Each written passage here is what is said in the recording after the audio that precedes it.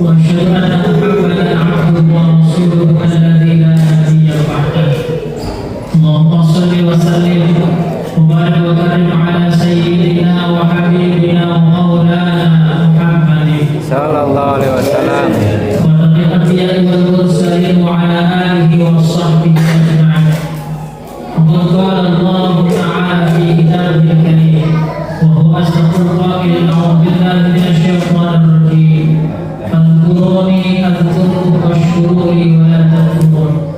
الآية. وقال رسول الله صلى الله عليه وسلم: من أحب أن يرزق له في رزقه وأن يسأله في وأن يسأله في آخره فليصل رحمه. صدق الله العظيم وصدق رسوله النبي الحبيب الكريم ونحن على ذلك من الشاهدين والشاكرين والحمد لله رب العالمين. يا من يدرك بشر الظالمين الله بها يا الله بحسن الخاتمة. أما بعد. Hadratul muhtaramin wal mukarramin para alim dan ulama, para sesepuh di sepuh tokoh masyarakat, para guru, para ajangan, para kiai, khusus semakin rahmati kemerdekaan yang musolahan, ikhlas beserta jajarannya, kedua Bapak RW, Bapak RT, pengurus lingkungan semuanya, mudah-mudahan ketua DKM, ketua RW, ketua RT semuanya Allah sehatkan badannya, Allah panjangkan umurnya. Amin. Mudah-mudahan senantiasa berkah dari Allah Subhanahu wa taala. Amin. Bapak-bapak, ibu-ibu serta adik-adik jamaah musholah ikhlas yang terus hadir pada malam hari ini, saya doakan semuanya biar sehat selalu. Amin. Allah panjangkan umur kita. Amin. Allah berkahkan harta dan rezeki kita. Amin. Mudah-mudahan Allah jadikan keluarga kita keluarga yang sakinah, mawaddah, warahmah. Amin. Dan kita Allah jadikan anak yang saleh dan salihah. Selamat bahagia dunia dan akhirat. Amin ya rabbal alamin. Alhamdulillah. Alhamdulillah. Bersyukur kita senantiasa kepada Allah pada kesempatan yang mulia ini tarawih malam yang ke-21, malam ganjil. Allah masih bisa pertemukan kita pada malam hari ini. Patutnya kita bersyukur kepada Allah. Kita masih dipertemukan oleh Allah sehat panjang umur, alhamdulillah. Walaupun sore tadi timnas kalah 5-1, tapi yang pasti adalah alhamdulillah kita masih puasa ya. Tapi sekarang udah buka ya, ada timnas puasa, jadi puasa terus cuma 1. Dan mudah-mudahan walau timnas kalah, tapi kita semangatnya masih terus, apalagi di 10 terakhir ya. Mudah-mudahan dari awal Ramadan sampai malam hari ini segala amal ibadah kita pahalanya senantiasa dilipat gandakan oleh Allah Subhanahu wa taala. Mudah-mudahan pula segala doa-doa kita dijawab oleh Allah. Segala dosa-dosa kita diampuni oleh Allah Subhanahu wa taala. Mudah-mudahan kita selamat bahagia dunia dan akhirat. Amin ya rabbal alamin. Salawat berkirim salam tak lupa tercurah dilimpahkan kepada hadirat junjungan kita baginda Nabi Muhammad sallallahu alaihi wasallam dan keluarganya, sahabatnya, dan mudah-mudahan kepada kita yang terus istiqamah senantiasa menjalankan sunnah-sunnahnya, dan kita berbanyak membaca selawat kepadanya. Harapan kita mudah-mudahan kita diakui sebagai umatnya dan bersama-sama mendapatkan syafaatnya. Mudah-mudahan semuanya digolongkan ke dalam surganya Allah. Amin ya rabbal alamin. Hadirin wa hadirat rahimahumullah. 10 Ramadan yang pertama sudah kita lalui, yaitu 10 yang pertama kita kenal dengan rahmat Allah. 10 hari berikutnya kita kenal dengan maghfirah, dan 10 terakhir sekarang adalah aibul minannah. Berarti 20 hari sudah kita lalui melaksanakan ibadah saum. Banyak rintangan, ujian dan cobaan sudah kita lalui selama 20 hari. Di malam 21 ada sebagian ulama yang menyatakan ketika di awal Ramadannya malam 1, maka insya Allah malam Lailatul Qadar malam Jumat. Bertepatan di malam tanggal 21 malam Jumat, maka insya Allah mudah-mudahan malam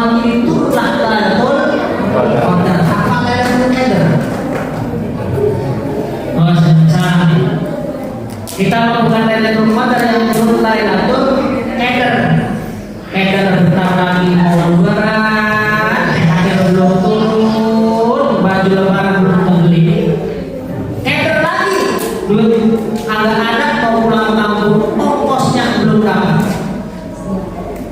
Di 10 hari terakhir banyak di antara orang-orang hamba Allah yang lalai dan lupa.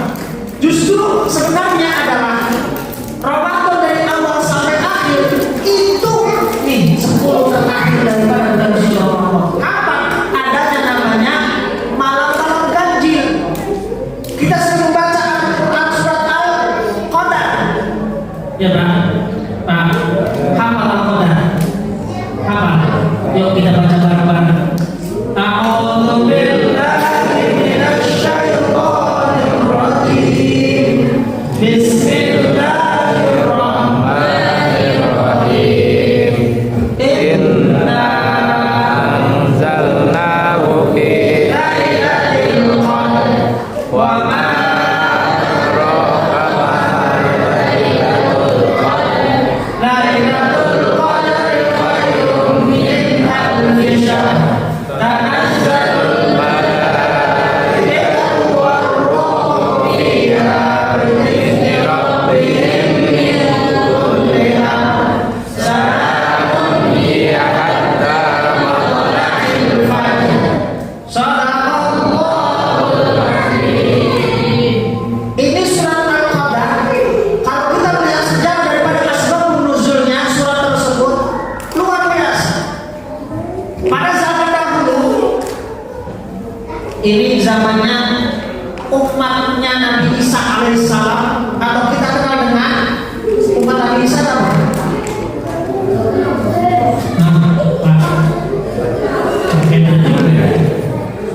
Umat terdahulu melawan ada seorang namanya Sam'un al-Ghazi. Siapa namanya?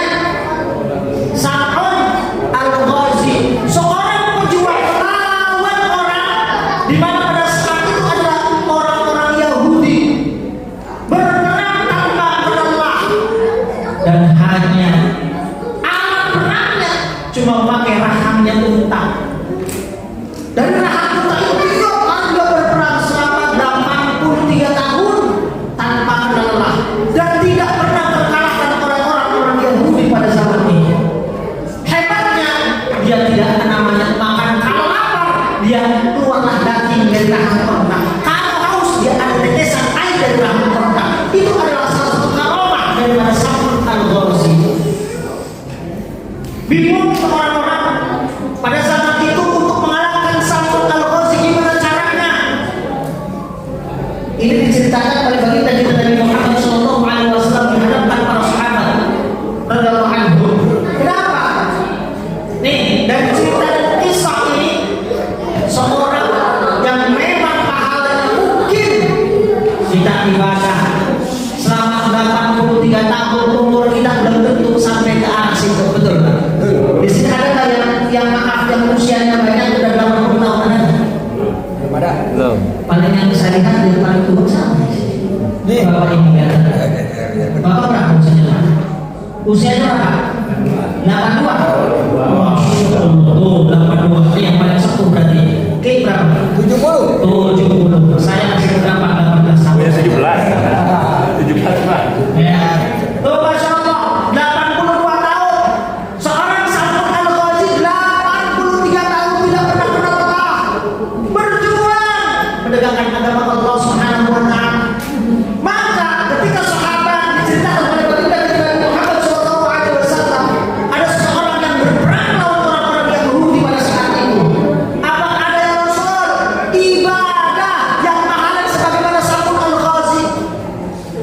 Maka jika kita mengkalkulasikan amal pahala ibadah kita sepanjang hidup kita belum tentu sebagaimana Sam'un al-Ghazi. Maka ada amalan-amalan yang mungkin pahalanya sama dengan amal ibadahnya Sam'un al-Ghazi. Sam'un al-Ghazi perang bahkan ribuan yang sudah terbunuh di jalan Allah. Kenapa? Karena Sam'un al-Ghazi berperang sendirian. Banyak orang yang mati, semua orang-orang Yahudi pada saat itu. Dan subhanallah, kita sebagai umat Nabi bersyukurlah kita kepada Allah. Kita tidak pernah perang, betul. Kita tidak pernah angkat senjata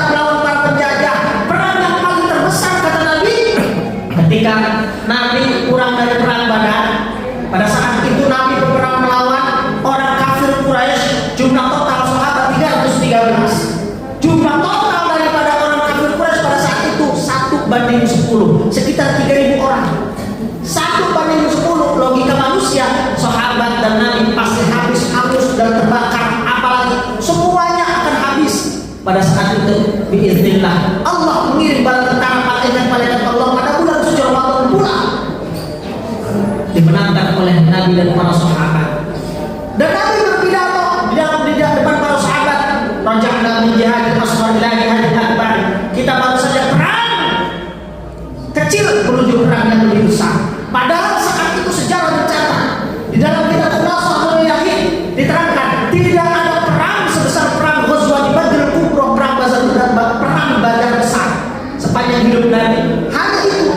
Tapi Nabi menyatakan kita perang baru saja pulang dari perang kecil menuju perang yang lebih besar.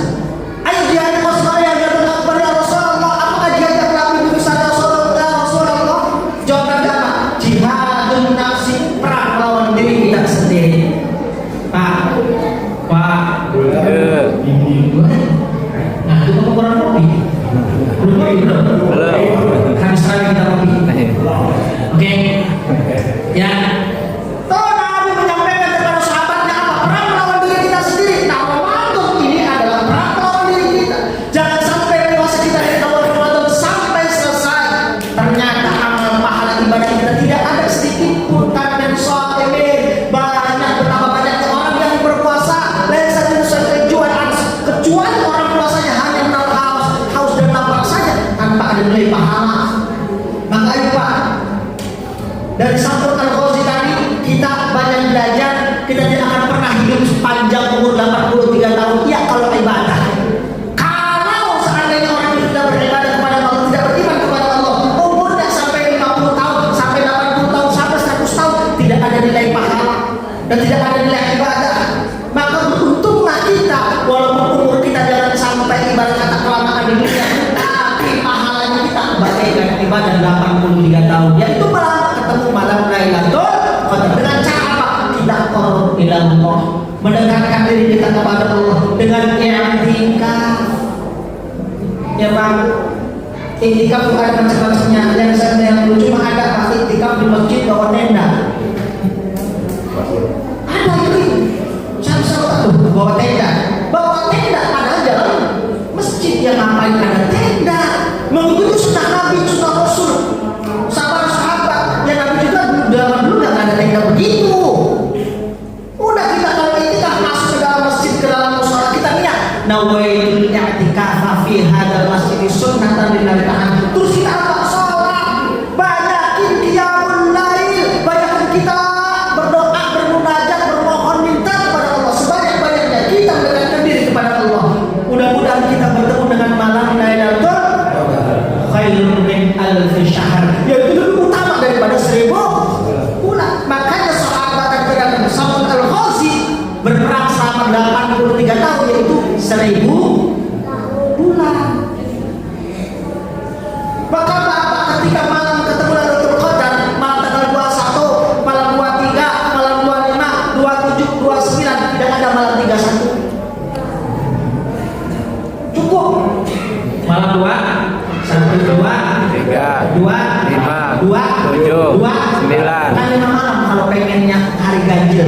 Tapi kalau kita memang berekum menandar 10 terakhir, ya mudah-mudahan harapan kita adalah berdoa minta kepada Allah segala dosa kita diampuni oleh Allah Subhanahu wa Ta'ala.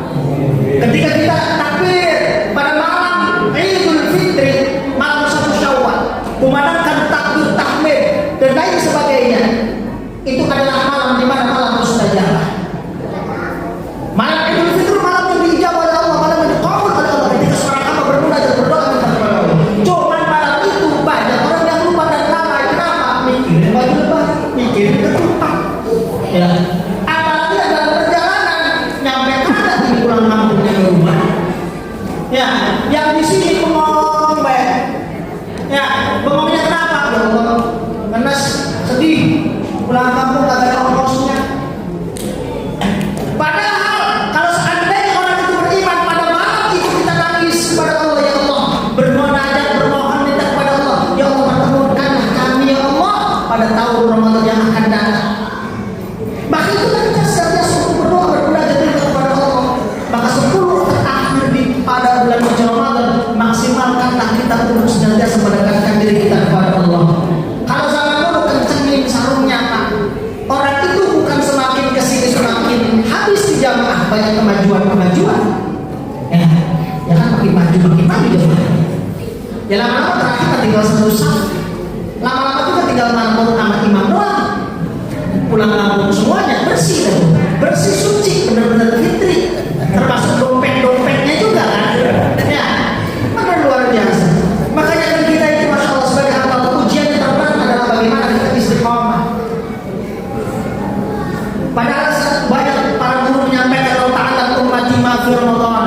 Nataman takuna sanatullah Ramadan. Jikalau seorang hamba umat Nabi tahu fadilah istiqomah pada bulan suci Ramadan, maka berharap pengennya sepanjang hidup kita atau sepanjang tahun bulan suci Ramadan. Mau puasa terus-terusan tiap hari. Apa? Bohong. Nah, hilang Bapak puasa 100 tahun full, kecuali santri yang pernah puasa namanya Dalalatul Khairat. Kalau santri-santri yang dari Jawa Timur dulu zaman sama pesantren, Pak, santri itu banyak namanya puasa Dalalatul Khairat. Ada yang setahun, 3 tahun, 5 tahun, 7 tahun, nggak boleh 2 tahun, nggak ada. 1 tahun, 3 tahun, 5 tahun, 7 tahun. Jadi wali, Pak. Wali murid. Benar. Itu riyadhah namanya. Kalau bahasa orang Jawa mah ibaratnya mah tirakat. Santri kalau nggak kurang tirakat ya berarti ilmunya kurang berkah dan manfaat. Tapi kalau santri banyak tirakat, insya Allah ilmunya berkah dan manfaat. Maka banyak di antara teman-teman sahabat-sahabat saya dulu waktu angkatan satu pesantren, waktu saya pesantren di Jawa Timur, zakat itu banyak santri saya puasa makan nasi ikut apa kata kiai. Mal, nih kamu puasa setahun, saya puasa. Kenapa? Karena riyadhah. Nggak apa-apa waktu kau kecil. Jangan sampai nyanyi tadi ya. Waktu kecil. Jangan kayak waktu muda kau nangis nggak masalah. Tapi ketika engkau di masa tua engkau akan tertawa bahagia. Kenapa? Karena cukup di masa muda kau senantiasa mendekatkan diri kepada Allah. Dengan cara apa? Riyadhah berpuasa. Tujuannya apa? Aghadul basar wa tahsidul farj. Ya Allah, jangan lihat sesuatu. Kenapa? Karena saya lagi puasa. Namanya aku dapat syahwatnya kencang betul. Karena puasa agak jadi. Tuh, supaya apa? Supaya hati kita tenang, ibadah jadi tenang, belajar lebih tenang. Kenapa? Karena puasa. Maka santri yang banyak riyadhahnya pada zaman dia pesantren, insya Allah ilmunya berkah dan manfaat. Tapi kalau santri yang belum pesantren hanya tidur, molor, turu, ngebangkong, ya silakan pulang ya tetap dapat tidur sebaskom. Nah, karena banyak kan tidur. Sampai saat ini saya masih ngajar di pesantren, Pak. Saya nggak meninggal karena saya ngajar di pesantren. Saya ngajar di pesantren karena Darul tadi di daerah Bung. Pondok pesantren karena Darul tadi bekerjasama dengan pondok pesantren Gontor, Ponorogo. Salah satu pendirinya alumni. Sekarang ya, insya Allah balik ke Gontor habis Idul Fitri ada beberapa banyak santri yang berangkat ke Gontor. Sampai saat ini saya masih ngajar di pesantren. Kenapa? Saya mau betah ketemu sama santri. Walaupun memang saya ngajarnya cuma 2, nahwu dan shorof. Spesialis nahwu dan shorof. Yang lain silahkan guru-guru yang lain. Nahwu shorof pegangan saya. Maka insya Allah kalau belajar Quran nama saya takut. Alfiyah kemana insya Allah masih hafal. Amriting dunia insya Allah. Ya, maka ayo anak-anak, bapak ibu semua, jika punya anak yang angkat remaja, taruh ke pesantren. Kenapa? Biarkan mereka saat ini menangis ketika di pesantren, tapi kelak menjadi anak yang saleh. Bapak mengharapkan kalau meninggal dunia ada anak yang mendoakan kita, ada bacaan Al-Quran terhadap kita. Itulah investasi yang terbaik dan hebat. Jika anak dikasih duit akan habis, jika anak dikasih jabatan akan ada pensiunnya. Tapi ketika dikasih anak itu fondasi keimanan dan ketakwaan kita kepada Allah, ilmu yang mumpuni, akhlakul karimah, maka insya Allah dia akan jadi apa? Anak yang beriman kepada Allah, takut kepada Allah, jadi pejabat-pejabat yang amanah, jadi aparat-aparat yang senantiasa mengayomi rakyatnya. Bukan saat ini banyak pejabat yang tidak amanah, banyak aparat yang senantiasa menindas. Kenapa? Karena dia tidak takut kepada Allah Subhanahu wa Ta'ala. Jangankan takut KPK, Allah saja dia takut. Makanya korupsi di Indonesia nomor 1 di dunia. Walaupun